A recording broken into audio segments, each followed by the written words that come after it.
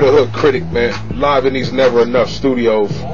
I was sitting here watching this Glen Beck, man. You guys really need to follow these things, these Bill O'Reillys, these Bill Maher's, these Glen Becks. Well, I like Glen Beck. I'm not going to say that, but there's a few things that he hit on today that are pretty outrageous to me. First of all, the Obama situation, and he's talking right now. You know, I'm sitting here listening to this as I go on. They have the finger, him and a lot of other people, like, they're sticking their fingers so far up in Obama, man, when he's just cleaning up the mess that the guy that they voted in. You know what I mean? So at this point, man, I have no problem with Obama. He was counting down the days between the times that he reacted on different situations and different things that happened. But I feel that he's so overwhelmed with the things that happened before he was even a president that it's kind of difficult right now, people. Another thing is, man, it's first of all, there are radicals in every walk of life, in every genre of life that you find. There are radicals. There are radicals in Islam, Christianity. There are radicals in the Black Panthers. There are radicals in every genre, in every aspect, in everything that you can think of, but we cannot focus on those radicals. Now, I heard him say, kill the white babies about 13 times in this show. And I heard him say it's not a white or a black thing 13 or 14 times in this show. Glenn, there are a lot of people in the United States of America that are not happy being an American because of the way that they are represented on a higher level. That's something that you cannot change. But to call them radicals, I believe that a man can speak what he feels, but as long as he doesn't act on it, then he's okay.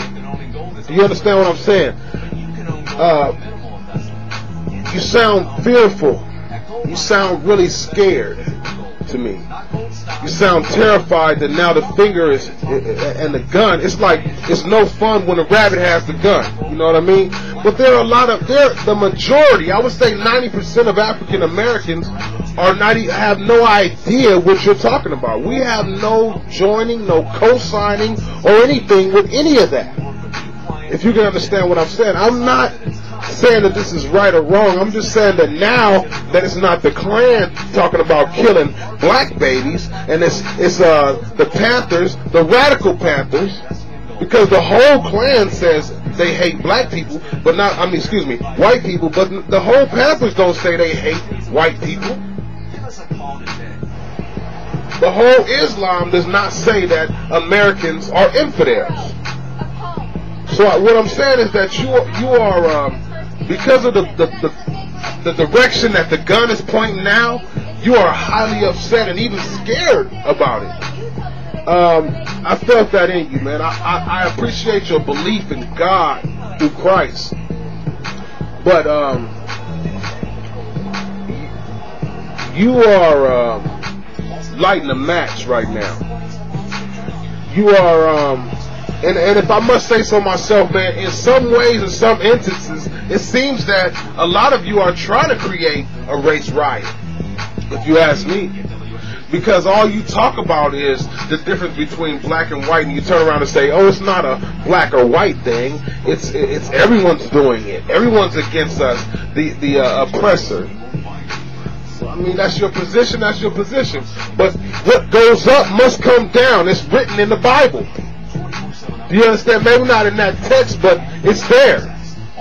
So, it seems to me that you said the word nigger so many times that now that the gun is pointed at your direction, you are, you ready to jump off planet Earth. I mean, he might be ready to leave the United States, people.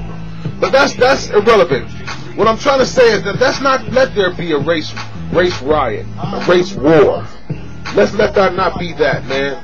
And, you'll find that a lot of the times the black people don't even know about what's going on in Oakland. But I advise you to watch tomorrow. He's going to talk about collective salvation. That's another thing, making it to heaven without God. Wow. Now that's something that I would like to listen to. But all of this about Malik Shabazz and killing white babies, and Khalid Muhammad, who was the Black Panther, the ex-leader of the Black Panthers, Jeff Jones, Bill Ayers, and the Underground. I want to say that there are radicals in every position in life, man, everywhere, and there are angry people. Not saying that they're gonna get the wind of all of us, and but there are people who are gonna retaliate with force, and there are people who are gonna retaliate by going down to the city halls and the Congress meetings and things like that and change things. You know, we have to deal with that in every aspect. The Muslims are really, the Al Qaeda, they are really pushing that. You know, they're on you. They're more of a threat to you than the Black Panthers. I'll tell you that.